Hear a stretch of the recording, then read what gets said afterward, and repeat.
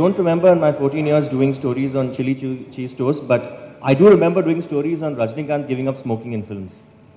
Do you think we run the risk of sort of oversimplification or broad brushing when we talk about cheese toast and things which are probably Facebook wall posts, but really, in reality, don't make it to newspapers, perhaps as a box item, perhaps on page 3? Yeah, I think, you know, people are interested in people. Unfortunately, you know, the most read business stories are where somebody did wrong, somebody screwed up, you know. That voyeurism is there in people now, and with this, not only the speed, but the volume of everybody knowing everything at the same time is creating a risk of, you know, the least common multiple coming in. There's a real risk that many media houses will succumb to this. That, you know, if this is what people want, we'll write down what every star ate for dinner yesterday. And that's what people will read. They'll probably make it at their house also. You know, he made beans, I'll also make beans tonight. It is something that scares me. You start pandering to this. And, you know, and there was a time where journalism could steer, news houses could steer society into more things that were important, but may not be naturally what you are going. Today you have access to everything. So it's like sometimes your child is studying and you have to make him focus. No, you read your books, not this. That journalism may not be able to do so much, you know, because that's a real risk. Everybody's only going to want the trashy stuff. And I hope amongst the young people that sense comes that there is at least a few publications that can stand out by reporting what is relevant and make it interesting enough that the relevant stuff is paid attention to. I try to do that, I'll tell you, by, like, if it's a story on corruption in the education sector, which is a very dark issue, but it's a full-blown pot-boiler love story with betrayals and infidelities happening in the book. It attracts people, but then as they read it, they will fully understand what is happening in private colleges in the country. That's how I do it. But it is a risk, I feel, because, you know, when you have everything available, then people are going to may not pay attention to what is important. That filtering is not there. See, I have a problem with the chili cheese toast analogy, for the simple reason that we are not, it is a misconception that the medium, television, 24-hour news channels, do a lot of dumbing down and drama. To give you a small example today, there was a holiday announced for schools because of the rain. People switched on their TV, they wanted to see that. And if you don't give them what's happening immediately, before the children properly, before the school van comes and they have to get into that school van, you don't serve their purpose at all. So the medium, in fact, has a purpose to serve. And that purpose is what drives content to a large extent. That's my contention. Are we insulting the intelligence of viewers and readers by saying that we give them what they want? When it comes to TRPs, everybody bashes the electronic media saying they're only after TRPs. But my point is, what's wrong with TRPs? What's wrong in being after TRPs? Quite like an author is after royalty, quite like an Arun Jain is after profits, quite like a batsman is after runs. So what's wrong with TRPs? Why has TRP become such a bad word today? I think TRP is important and royalty is also important for an author, but if it's only royalty, it's very dangerous. Because then you're just maximizing royalty. So you figure out a way to do, I never express what I really want to say. I only say what sells, you know. I only am dishing out what is selling. So McDonald's is selling, so let's only sell McDonald's. Let's never have a healthy food option, you know. Because human beings are voyeuristic. Human beings are not perfect creatures, you know. We will suddenly, you know, if there is a MMS of somebody changing their clothes floating around, we'll have millions of views. People watch such stuff. So should that, if censorship laws aren't there, should that then be allowed on TV? So and there are some channels which have really gone downhill and they've lost. I mean, you do lose credibility very fast when you do those things. But I think it's a very tough choice. I think it's a very tough choice. I do think, you know, you shouldn't play teacher to the masses. I think freedom allows that you can show anything. But there is a risk that we very badly need a good media in this country. And if everybody goes money-minded, it will become very dangerous. Google Maps can probably tell you about where Marina Beach is, but they can't tell you whether there's a traffic jam or a procession somewhere. That's where the media, even if it means dumbing down, comes into play. That's where speed matters. A murder takes place. Now, this is speed versus conventional old-fashioned style of reporting. The old-fashioned way would be to wait for a press release or a press conference or some statement, some official version, which usually doesn't happen when murders take place. They only happen when murders get solved. Speed news involves forcing the pace. Speed news involves perhaps tapping a source in the police dog squad or in the forensic department, the fingerprint expert. Is that killing the spirit of journalism? A television news bulletin is not quite a T20 match where you're watching ball by ball. This is to cater to different people, which is why you have that ticker, the scroll on there. So there are a lot of offices. I don't know if Polaris allows TVs in the office, but there are a lot of offices which have news channels on. It's on mute. And you have those stickers there. One way of looking at it is that you're trying to prime the audience. Yes, to some extent, you may consider the 24-hour medium as a sort of a monster, that you need to feed that monster every, the need of the half hour almost. But then, content is not always dumbed down. Sometimes you have updates. Very often you have updates. Prime the audience is one way of looking at it. Stepping up pressure, galvanizing people into action.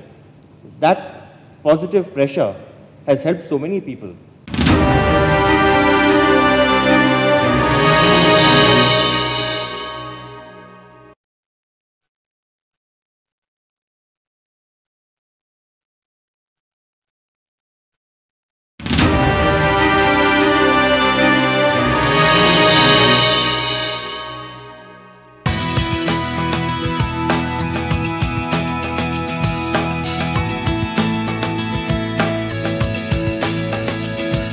My relative was in a bomb blast or something, I would love to know every minute.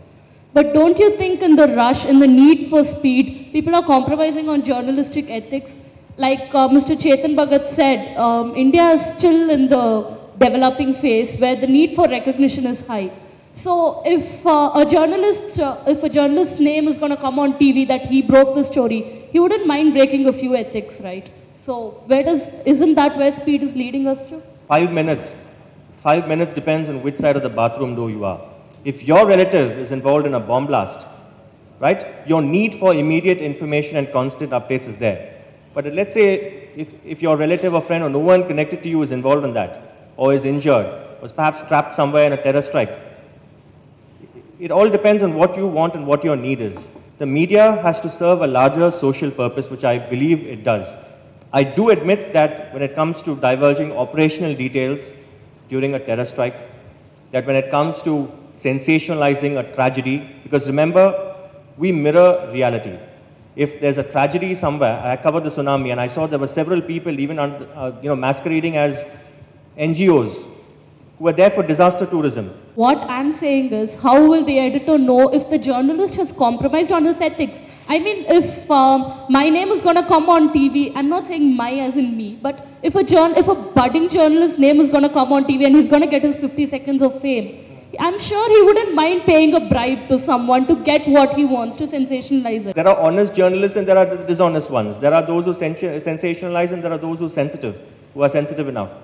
So that's a danger in society today. Very easy to criticize a journalist today. What does it mean to leave your daughter's first birthday party and rush out when you get a call? What does it mean to put your life on the line when there's a tsunami somewhere and you don't know whether there's a next one going to strike the coast? You're standing right there at the beach, at the coast, doing a live report so that others can see. You've got a family behind too. You've left your children and wife behind and your parents.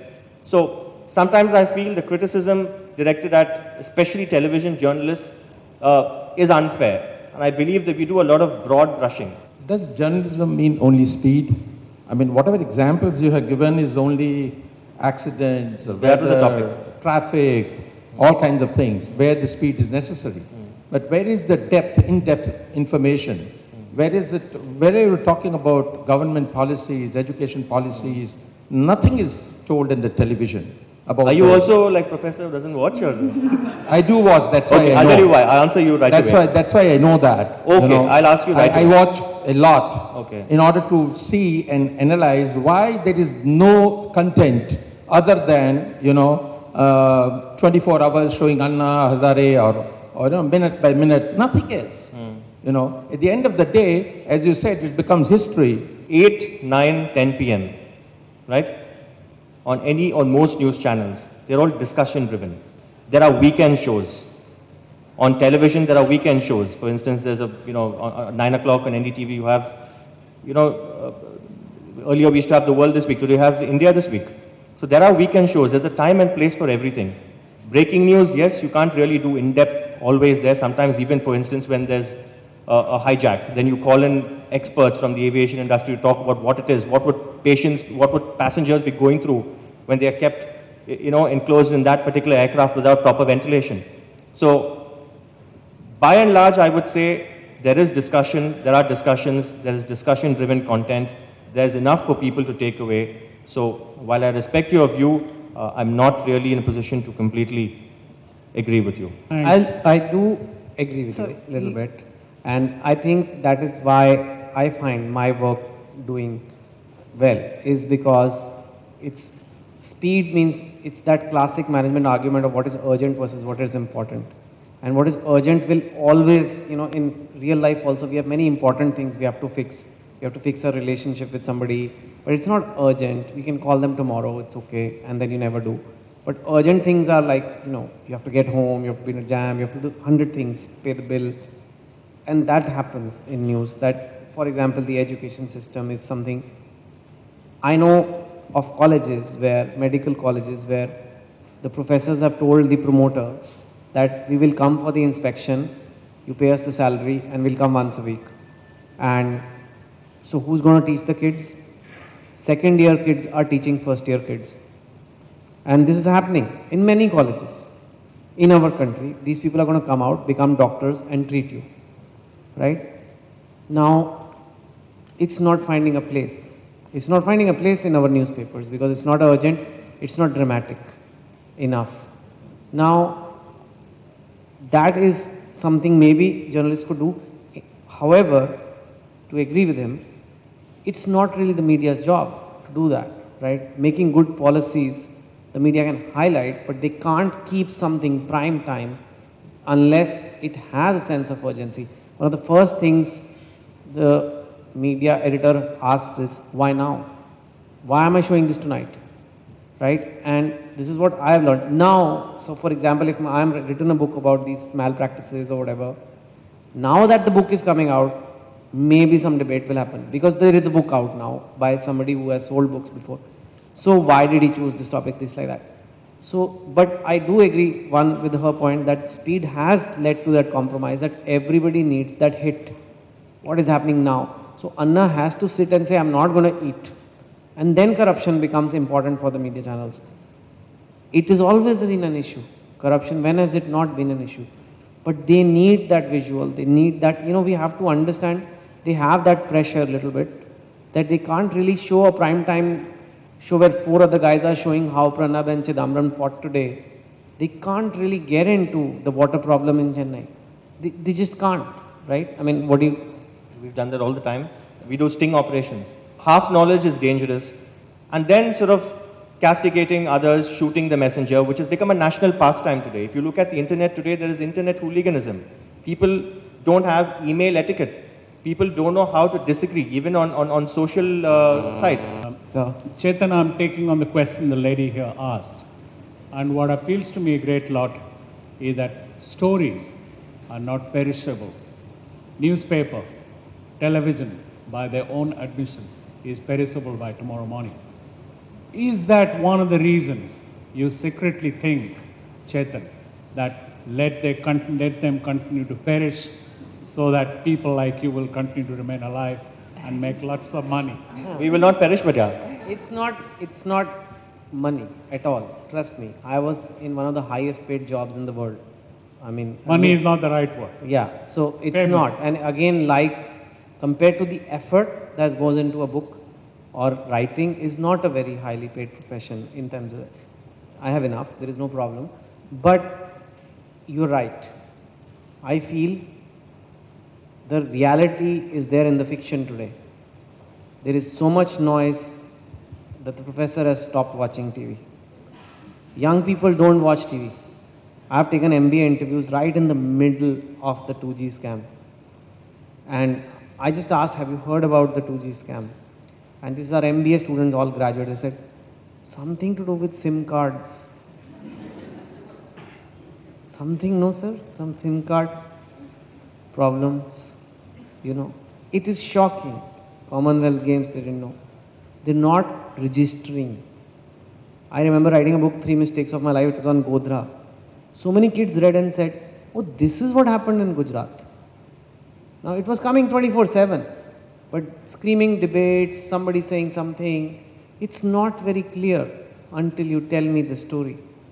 And that is where I feel there is opportunity within journalism also to tell that story. What has happened? Yeah, there's some riots happening, something, this, that. Why? What happened? You know, what does it mean for me? That's what a story is. And that's what makes it time. It's not easy though. But that's why I think the book is still alive. That's why stories are still alive. Despite all the apps, all the urgent things landing in your inbox, it's because you still need that, you know, somebody who really tells you. It's ironical that the reality is coming in fiction, whereas all you see is urgent noise, you know. So but it's not like I'm like sinisterly enjoying. I have started doing columns because I realize the power of the urgent. I realize how many books can I do in my life? How many issues can I take on? But in a column, I can do it every 2 weeks and even faster if I want. So I think there is definitely need for like both things, love at first sight and marriage. You need, you know. There is a pinch hitter in cricket. Somebody will come and use the mongoose bat or whatever. There is an opening batsman. There is somebody who will play a sheet anchor role. Similarly, even in the profession of journalism, there are, for instance, stalwarts like P. Sainath. Development journalism is a big thing today. Environmental journalism, there are awards for that. There are Sainath's works on articles on drought and famine are respected all over the world. Prannoy Roy's analysis of the budget or elections, the television's first cephalogist, respected all over the world. And there are reporters who have to do that. They'll have to give you speed news. They'll have to give you report on bomb blast. They'll have to do so many other things. There's a Shrutapa Deb in NDTV who does development stories. There's a Mahua Chowdhury who'll talk about AIDS and HIV. So there's a time and place and slot for everything. We often run the risk of looking at things in isolation and then jumping to conclusions and what I call broad brushing. No, there is no one form. Every form has its place and you can excel. You know, some channels are better even at that urgent speed news and some are not good at that urgent speed news. And I think everybody has to find their place. Don't you think it's more like a drug peddler argument, give people what they want? No. I don't think people... It's the same thing that drug peddlers do. What people want as opposed to their need, right? What people want as opposed to their need. The same drug can be used as a painkiller, you give it to them then. But if it's for abuse, then you don't give it to them. Okay, I got that point back, thanks. Self-regulation. Self-regulation today. There is no law governing television news channels in India. There is a Press Registration of Books Act which applies to the print media. There is no law governing television news in the country. Therefore, you have the National Broadcasters Association. Therefore, you have self-regulation. And therefore, you had, when the Babri Masjid verdict was out, when people feared there would be a communal conflagration, not a single national news channel showed visuals of the masjid being demolished. Not a single channel showed visuals of people celebrating, one side celebrating, the other sulking, or people making inflammatory speeches. That was self-regulation. Nobody talks about that because it's not glamorous to stand up in a panel discussion among the audience and salute the media for doing that. Thank you. Thank you.